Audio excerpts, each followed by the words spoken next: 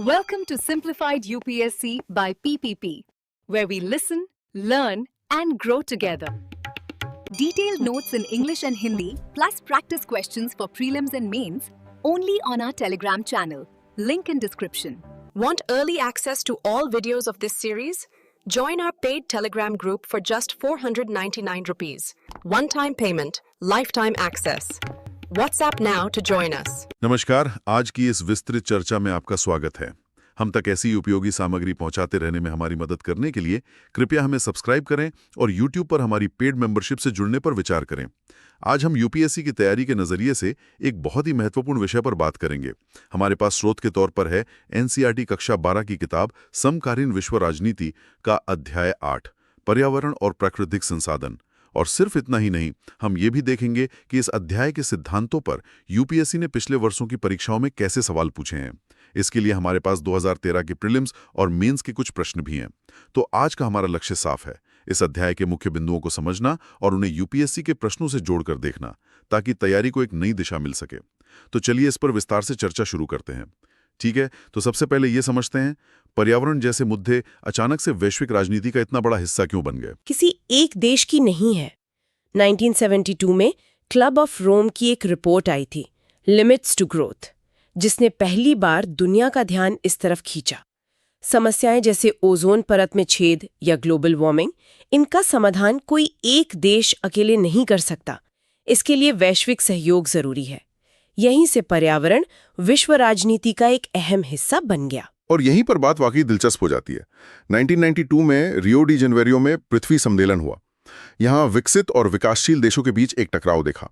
विकसित देश, जिन्हें ग्लोबल नॉर्थ कहा जाता है, उनकी चिंता ओजोन परत और ग्लोबल वार्मिंग थी, जबकि भारत जैसे विकासशील देश, जिन्हें ग्लोबल साउथ कहते हैं, उनका तर्क था कि आर्थिक विकास और पर्यावरण प्रबंधन के बीच संतुलन बनाना जरूरी है।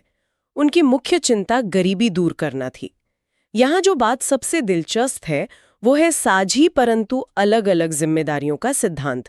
इसका मतलब है कि पर्यावरण की सुरक्षा हम सब की जिम्मेदारी है, लेकिन विकसित देशों की जिम्मेदारी ज्यादा है, क्योंकि उन्होंने औद्योगिकरण के दौर में पर्यावरण को ज्यादा नुकसान पहुंचाया है। तो इसी सिद्धांत के आधार पर कुछ बड़े अंतर्राष्ट्रीय समझौते हुए, जैसे मॉन्ट्रियल प्रोटोकॉल और क्योटो प्रोटोकॉल। हाँ, मॉन्ट्रियल प्रोटोकॉल 1987 में ओजोन परत को बचाने के लिए था और क्योटो प्रोटोकॉल 1997 में ग्रीन हाउस गैसों के उत्सर्जन को कम करने के लिए था। इसमें विकसित देशों के लिए उत्सर्जन के लक्ष्य तय किए गए, लेकिन भारत और चीन जैसे विकासशील देशों को छूट दी गई। ये साझी परंतु अलग अलग जिम्मेदारियों का सीधा उदाहरण है। तो इस सब का भारत के लिए क्या मतलब है? भारत का इस पर क्या रुख रहा है? भारत ने 2002 में क्योटो प्रोटोकॉल पर हस्ताक्षर किए। जी, भारत का तर्क हमेशा से यही रहा है कि विकसित देशों की तुलना में हमारा प्रति व्यक्ति उत्सर्जन बहुत कम है, इसलिए उत्सर्जन कम करने की मुख्य जिम्मेदारी विकसित देशों की होनी चाहिए। और अगर हम इसे बड़ी तस्वीर से जोड़कर देखें तो भारत ने अपनी घरेलू नीतियां भी बनाई हैं, जैसे राष्ट्रीय ऑटो ईंधन नीति, ऊर्जा संरक्षण अधिनियम 2001। और यूपीएससी भी इन्हीं नीतियों से जुड़े सवाल पूछता है। जैसे 2013 के मेंस में भारत के हरित ऊर्जा गलियारे पर एक सवाल था, जो पारंपरिक ऊर्जा की समस्याओं को कम करने से जुड़ा है। सही कहा। ये दिखाता है कि कैसे एनसीईआरटी का एक कॉन्सेप्ट सीधे यूपीएससी के प्रश्न पत्र में एक ठोस नीति के रूप में सामने आता है। अब प्रदूषण और जलवायु परिवर्तन से हटकर संसाधनों की बात करते हैं। जी, किताब में संसाधन भू राजनीति का जिक्र है। इसमें दो संसाधनों पर खास जोर है, तेल और पानी। तेल की भू राजनीति खाड़ी देशों के इर्द गिर्द घूमती है। किताब में बताया गया है कि सऊदी अरब और इराक के पास दुनिया के सबसे बड़े तेल भंडार हैं। इसी वजह से इराक पर अमेरिकी हमला जैसे फैसले सिर्फ राजनीतिक नहीं बल्कि आर्थिक हितों से भी जुड़े थे। पानी को लेकर भी एक महत्वपूर्ण सवाल उठता है। भविष्य में जल युद्ध की आशंका जताई जाती है। जब कई देश एक ही नदी पर निर्भर होते हैं तो ऊपरी देश द्वारा बांध बनाने या पानी का ज्यादा इस्तेमाल करने से निचले देशों के साथ तनाव पैदा हो सकता है। इसे जमीनी स्तर पर देखें तो कई पर्यावरण आंदोलन भी हुए हैं।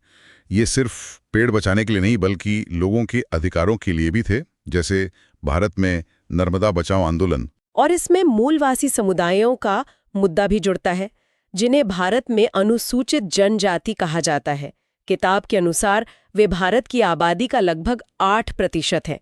विकास परियोजनाओं के कारण सबसे ज्यादा विस्थापन उन्हीं का हुआ है, जिससे उनके अस्तित्व और संस्कृति पर संकट आया है। यूपीएससी इसी तरह के संवेदनशील मुद्दों पर ध्यान देता है। 2013 प्रीलिम्स में जैव विविधता से जुड़े कई सवाल थे, जैसे कि भारत में प्राकृतिक रूप से कौन से जानवर पाए जाते हैं या कौन सी प्रजातियां संकटग्रस्त हैं। ये दिखाता है कि पर्यावरण का मतलब सिर्फ प्रदूषण नहीं, बल्कि जैव विविधता की समझ भी है। तो कुल मिला के हम क्या कह सकते हैं? आज की चर्चा से ये साफ है कि पर्यावरण अब वैश्विक राजनीति का केंद्र बन चुका है। विकसित और विकासशील देशों के बीच का मतभेद इसके हर पहलू में दिखता है।